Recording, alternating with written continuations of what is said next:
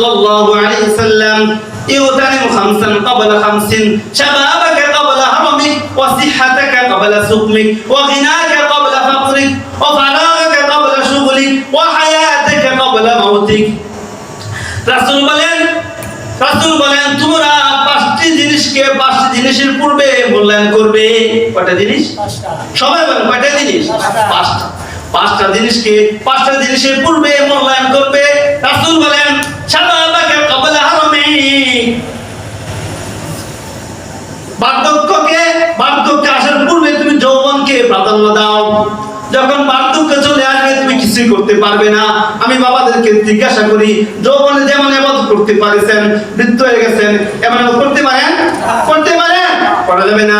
এজন্য রাসূল বলেন শাবাবাকা ক্বাবলা হারামিক, বার্ধক্য আসার পূর্বে তুমি যৌবনকে কি করো? প্রাধান্য দাও। অর্থাৎ যৌবনে তুমি থেকে আল্লাহর ইবাদত বেশি বেশি করো। এজন্য আমি যুবক ভাইদেরকে বলবো, আমি যদি যৌবন হারে ফেলি অতীত করে ফেলি, তাহলে আমার কি হবে? পরে আফসোস করলে কোনো লাভ হবে না। এজন্যই কবি বলেন फिर पूछता है क्या होता है जब चलिया डूब जाए खैर। কবি বলেন পাখিরা যদি ফসল খেয়ে ফেলে আফসোস করলে কি লাভ হবে? ঠিক কিনা? কোন লাভ হবে? আপনি ফসল করেছেন, ধানের বীজ ফেলেছেন, কবুতরে অথবা অন্য চড়ুই পাখি তারা কি করলো? যারা ধানগুলো খেয়ে ফেললো। আফসোস করলে কোন লাভ হবে? কোন লাভ হবে না। আমাকে আগে কি করতে হবে? ওগুলো সরাইতে হবে। এজন্য মুহতারাম হাজরাত, রাসূল বলেন যে বার্ধক্য আসার পূর্বে তুমি যৌবনকে প্রাধান্য দাও, যৌবনকালে ইবাদত করে নাও। আল্লাহর কাছে যৌবনকালে ইবাদত অনেক বেশি প্রিয়। আল্লাহর কাছে যৌবনকালের ইবাদত অনেক প্রিয়। কেমন মুহতারাম হাজিরিন, আমি আপনাদেরকে উদাহরণ দিয়ে বলি। একজন যদি বৃদ্ধ লোক আনা হয় আর একজন টাটকা যুবক আনা হয় এবং তাদের উভয়ের কাজের প্রয়োজন, তাদের কাজের লোক, আর একজন লোক আসছে, সে কি নেবে? শ্রমিক নেবে। তো আপনারাই বলেন বৃদ্ধ কি নেবে নাকি যুবক কি নেবে? কাকে নেবে? যুবককে নেবে। এজন্য মুহতারাম হাজিরিন, আল্লাহ তাআলার কাছে যুবকের ইবাদত অনেক বেশি। যুবক ইচ্ছা করলে গুনাহ করতে পারে, যখন ইচ্ছা তাই করতে পারে, শক্তি আছে শরীরে, কিন্তু বৃদ্ধ হয়ে গেলে করা যায় না। এজন্য মুহতারাম হাজিরিন, বৃদ্ধ হয়ে পীর হলে কোনো লাভ নাই। আমি আপনি যে যৌবনকে আল্লাহকে ইবাদত কাটাইতে পারি, পরে বৃদ্ধ হয়ে গেছি ইবাদত করতে পারি না, কিন্তু আফসোস করি যৌবনে খুব ইবাদত করেছি, বৃদ্ধ হয়ে গেছি ইবাদত করতে পারি না, কিন্তু পরে আফসোস করে আল্লাহ যৌবনকালে খুব ইবাদত করছিলাম, এখন যদি আমার শক্তি থাকতো আমি তো বেশি বেশি ইবাদত করতে পারতাম।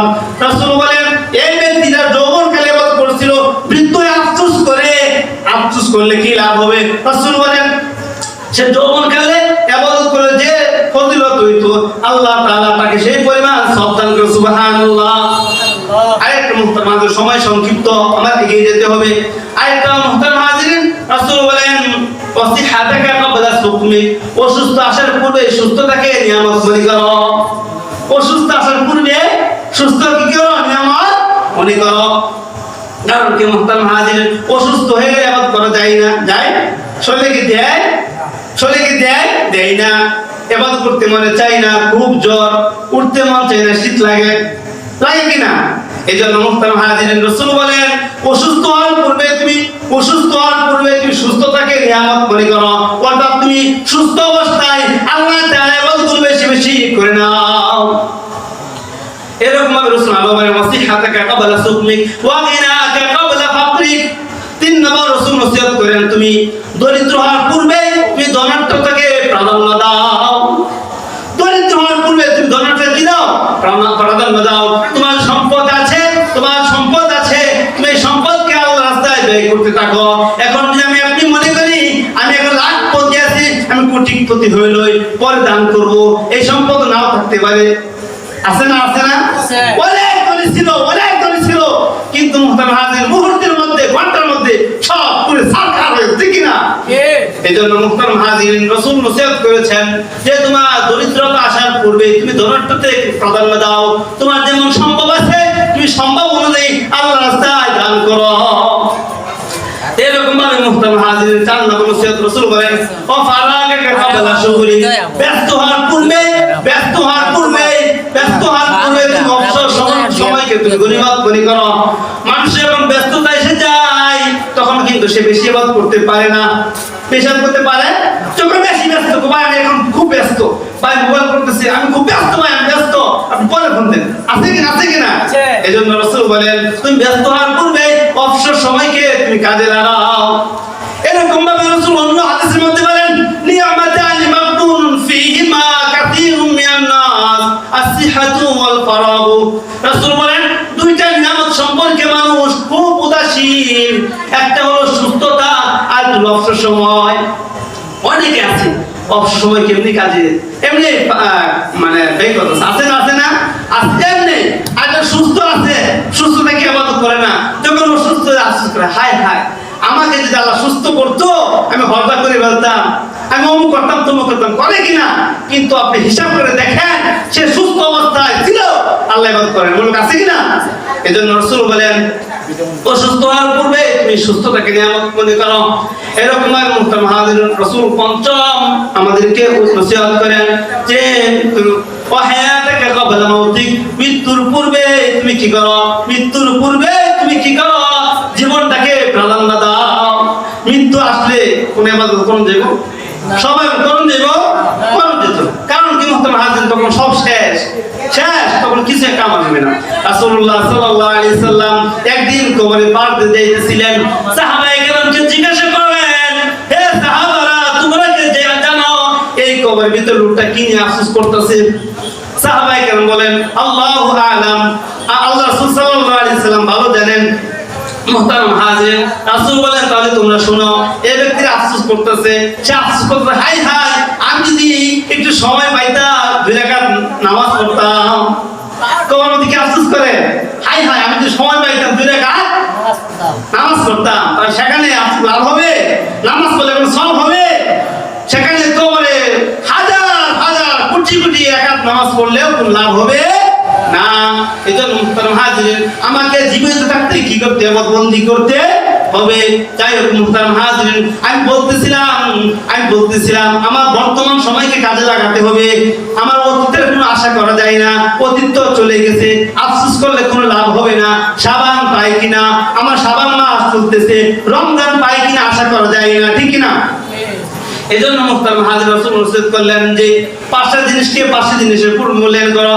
অর্থাৎ আমার এই কথার উদ্দেশ্য হলো মুহতারাম হাজিরিন রজব মাস চলে গেছে কিনা, শাবান চলতেছে, রমজান পাই কিনা আশা করা যায় না।